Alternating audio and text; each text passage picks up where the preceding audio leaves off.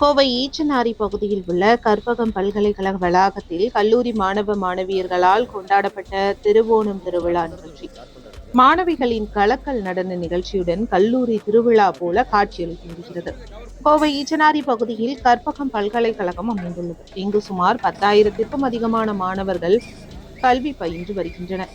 இங்கு தமிழகம் மட்டுமின்றி கேரள மாநில இளைஞர்கள் மற்றும் இளம் பெண்களும் கல்வி பயின்று வருகின்றனர்.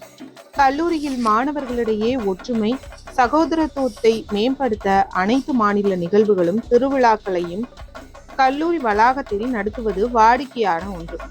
இதன் ஒரு பகுதியாக கேரளாவின் பாரம்பரிய மற்றும் கலாச்சாரத்தை மாணவர்கள் ஒன்றிணைந்து கொண்டாடும் வகையில் கல்லூரி வளாகத்தில் திருவோணம் திருவிழா கொண்டாடப்பட்டு வருகிறது. இதற்காக கல்லூரியில் பல்வேறு நிகழ்ச்சி ஏற்பாடுகள் செய்யப்பட்டது. ஓணம் பண்டிகையின் பாரம்பரிய சிறப்புகளை மாணவர்கள் அறிந்து கொள்ளவும், ஒற்றுமை மற்றும் சகோதரத்துவ உணர்வை வளர்க்கவும் நிகழ்ச்சி ஏற்பாடு செய்யப்பட்டுள்ளதாக கல்லூரி நிர்வாகம் தெரிவித்துள்ளது.